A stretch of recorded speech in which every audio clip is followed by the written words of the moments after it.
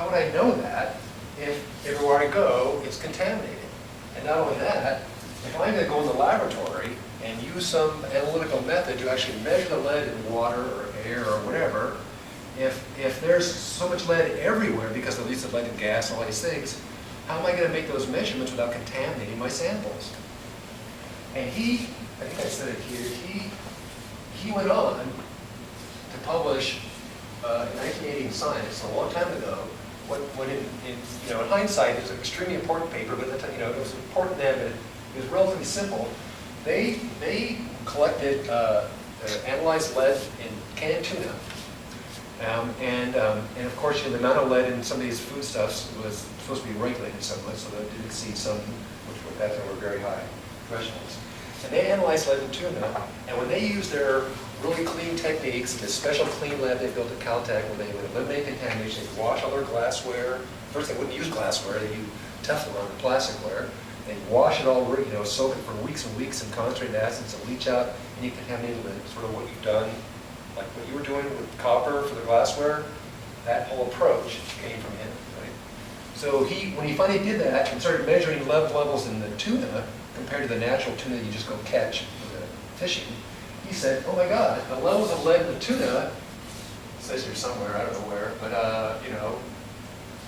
hundreds of thousands of times higher in canned tuna than there is in natural tuna, right? But people will be measuring the levels in the canned tuna or the natural tuna before him, and they get roughly the same value because they're contaminating the levels that were in the natural tuna because their laboratory methods were so inadequate.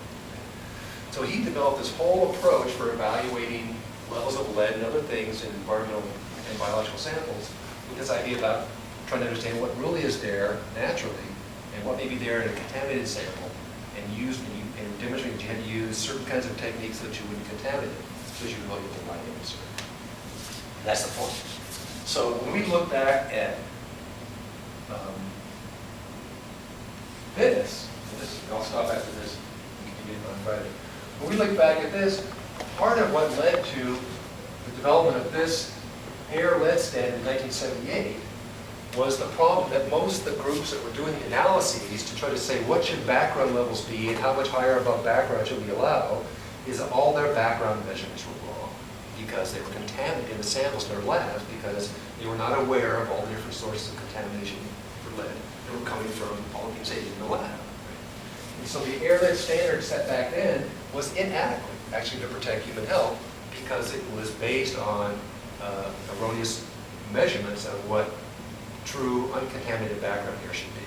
Right? And it's been decades in changing, in part due to things that Claire Patterson did, for people to recognize that the standards that are being set are ones that are not sufficiently protected. And if you look at this breakdown, this is a thing of blood lead level.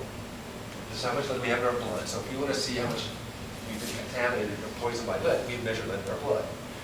And this is a log scale of blood level. And you can see that the baseline, all of us are right here, right, blood levels, right?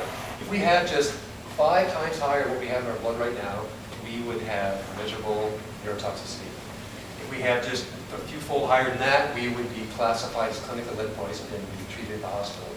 So the difference between where we are versus what causes measurable toxicological effects is a relatively small margin.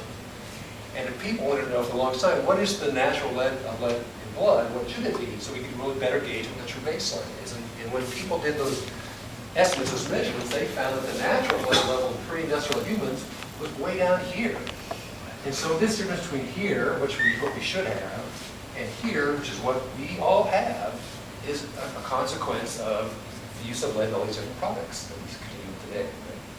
And it wasn't until, and this is the point that's relevant to you in this class, it wasn't until people developed analytical techniques that they could actually derive adequate and relatively accurate measurements of what, in essence, of what the pre-industrial levels were. Because before that, they thought the background levels of people were there, and we were no different in background, and therefore we're okay.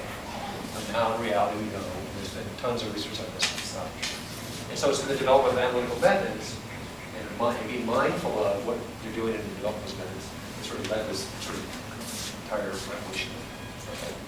And so we're going to take that now as a backdrop, let's start talking about atomic spectroscopy, because in Lab 3, which you start next week, you'll be using atomic absorption spectroscopy with the flame atomic absorption spectrometer in lab to measure levels of copper and lead and whatever else you might want to do in some of the same samples that you might in lab 1. Okay. We'll start talking about that, how that works on Friday.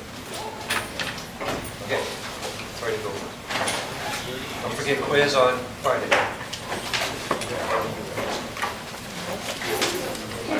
Quiz us about the topic that we forwarded.